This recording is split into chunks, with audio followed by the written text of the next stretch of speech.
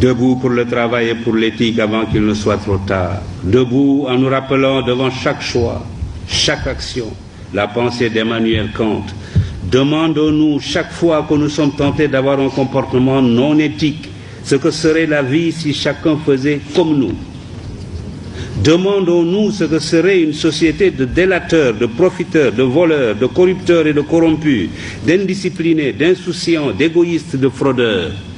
La liste est longue, mais la réponse est une, ce serait une société vouée à l'échec et peut-être à la déchéance et à la misère matérielle et intellectuelle. Alors, évitons de tels comportements.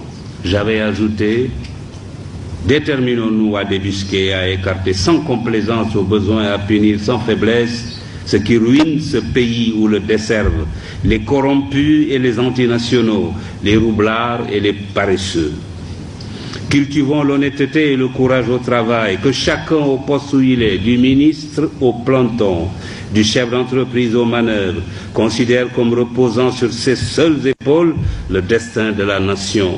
Inventons un système qui ne récompensera désormais que la compétence, le travail et la probité.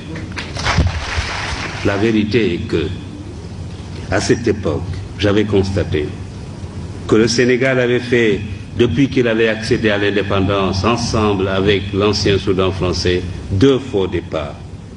Le premier a été constitué par la rupture de la Fédération du Mali.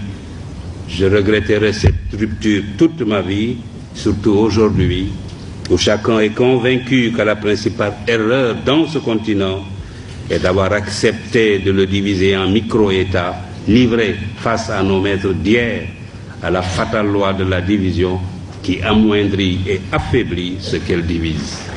Plutôt que d'avoir de grands politiciens, cherchons à avoir de grands médecins, de grands ingénieurs, de grands professeurs, de grands spécialistes de l'économie et des finances, et même des savants. Les pays les plus puissants du monde ne sont pas ceux où la politique est reine. C'est plutôt le contraire. Les Marocains ne sont pas les seuls à se soucier de l'éducation, du travail et de l'éthique. L'Asie du Sud-Est, les organisations internationales et même les pays développés ont décidé de s'engager sur la voie de l'éthique. Des comités et des commissions commencent à se dresser un peu partout comme des sentinelles de la vigilance morale sur les routes de la recherche scientifique et technologique, de la gouvernance, de l'entreprise, du négoce, du sport et de toutes les activités humaines. Leur mission consiste à informer, éduquer, prévenir, enquêter, proposer des remèdes ou des sanctions aux organes compétents. L'éthique est désormais enseignée dans plusieurs universités, écoles et instituts.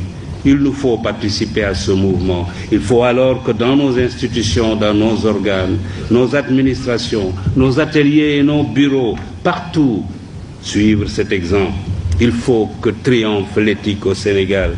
L'université Cheikh Anta Diop doit donner l'exemple.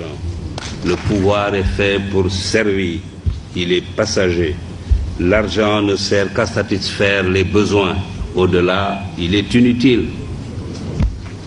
La deuxième condition du règne de l'éthique, c'est l'éducation. Il est indispensable que nos enfants et nos petits-enfants bénéficient d'une bonne éducation. Tous mes amis des pays émergents me le disent, la clé de leur réussite, c'est l'éducation.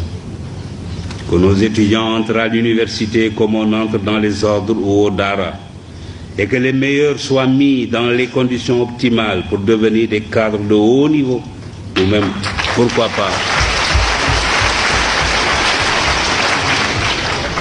pourquoi pas, comme je le disais tout à l'heure, des savants. Bien sûr, cela nécessite la réhabilitation de la fonction technique au détriment de la fonction politique.